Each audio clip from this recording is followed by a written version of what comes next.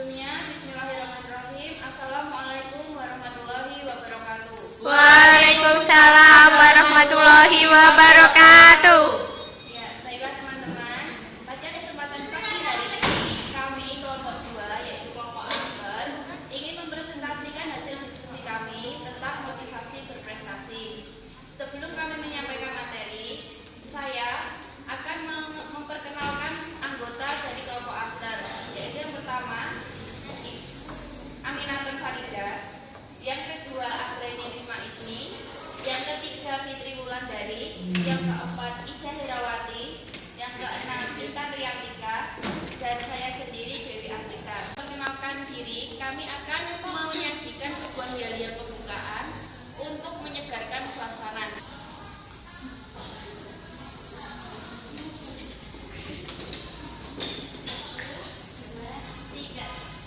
Lihat Asper di sini, siap untuk presentasi, motivasi prestasi. Perhatikan kami, pasti lebih baik. Kami yakin itu. Bila tak paham, silahkan bertanya, jangan malu-malu. Asper, go go go! Pada pagi hari ini, kemudian dari penyampai materi akan disampaikan tentang motivasi berprestasi. Dapat dimulai dari sekarang.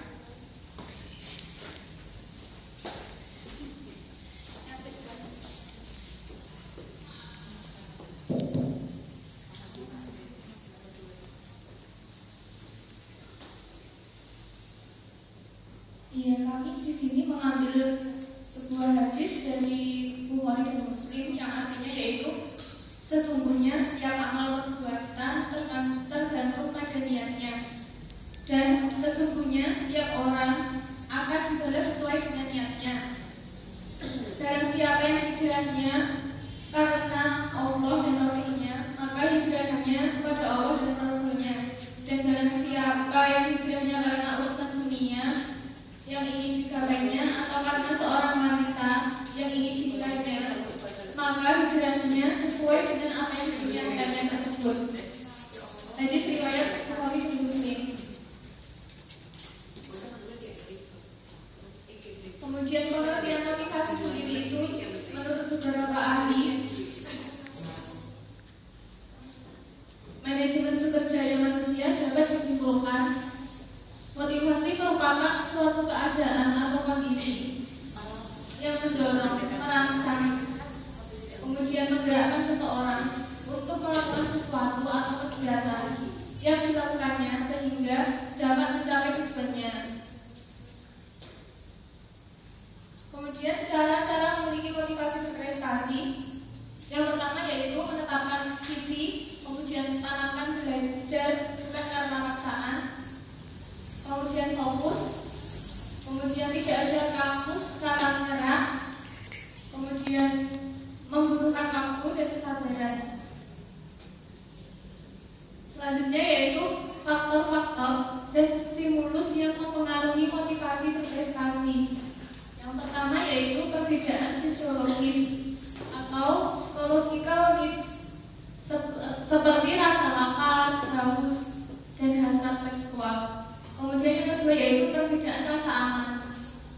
Di sini yaitu baik secara mental, fisik, dan intelektual. Kemudian yang ketiga yaitu perbedaan kasih sayang atau afeksi yang diterimanya. Kemudian yang keempat yaitu perbedaan harga diri.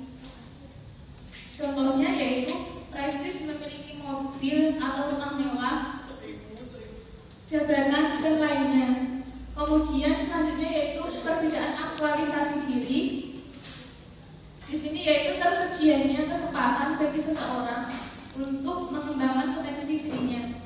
Untuk materi selanjutnya akan disampaikan oleh Saudara Amin.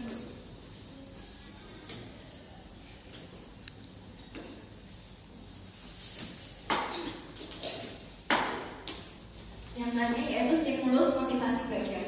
Stimulus motivasi belajar sendiri dibagi menjadi dua, yaitu faktor internal dan faktor eksternal. Faktor internal yaitu faktor yang berasal dari dalam diri kita sendiri, seperti motivasi. Karena kita kan pasti memiliki target, tiap dari kita harus memiliki motivasi sebagai faktor internal yang memotivasi kita untuk belajar. Kemudian faktor eksternal itu bisa dari lingkungan sekitar, bisa dari teman-teman kita ataupun keluarga, dan juga bisa, mungkin kalau seperti kita kan di institusi, jadi bisa dari dosen. Baik faktor internal maupun faktor eksternal itu akan sangat membantu kita untuk memiliki motivasi dalam belajar. Kemudian ada beberapa tips yang bisa kita aplikasikan untuk meningkatkan motivasi belajar. Yang pertama yaitu bergaul dengan orang-orang yang senang belajar. Seperti yang sering kita dengar, apabila kita berteman dengan orang pandai besi, maka kita akan terciprat bau besi, dan apabila kita berteman dengan orang yang berjual minyak wangi, maka kita akan terkena bau wangi. Kemudian yang kedua, belajar apapun. Kita tidak boleh membatasi diri kita untuk belajar hanya satu subjek. Misal kita seperti di institusi kan kita belajar tentang kebidanan, kita tidak boleh membatasi diri kita hanya belajar tentang kebidanan, melainkan juga ilmu yang lain untuk menunjang masa depan kita selanjutnya. Kemudian yang ketiga yaitu bergaul dengan orang-orang yang optimis dan selalu berpikiran positif. Hal ini akan membantu ketika kita sedang dimotivasi atau merasa down ke arah suatu kegagalan. Orang-orang di sekitar kita akan membantu kita untuk memotivasi kita kembali. Kemudian yang keempat yaitu cari motivator atau mentor yang bisa kita mintai bantuan. Bagaimana kalau misalnya kita bingung langkah apa yang harus kita lakukan selanjutnya, kita bisa bertanya pada beliau. Kemudian di sini ada 4 jenis remaja.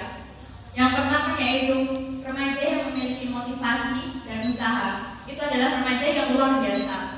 Kemudian remaja yang memiliki motivasi tetapi tidak ada usaha sama sekali. Itu adalah remaja yang mengada-ngada.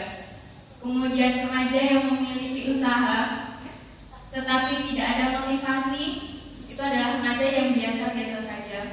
Kemudian remaja yang tidak memiliki usaha dan remaja yang tidak memiliki motivasi, itu adalah remaja yang apa adanya, yang sebenarnya tidak patut kita contoh dan tidak patut kita aplikasikan dalam kehidupan sehari-hari. Terima kasih atas perhatian dari teman-teman semua. Di sini kami mengutip kata-kata dari William Ewart. Resep sukses bagi kita yang bisa kita aplikasikan dalam kehidupan sehari-hari, yaitu belajar ketika orang lain tidur, bekerja ketika orang lain bermalas-malasan, dan bermimpi ketika orang lain berharap. Terima kasih atas perhatiannya. Waktu kami kembalikan pada Bapak.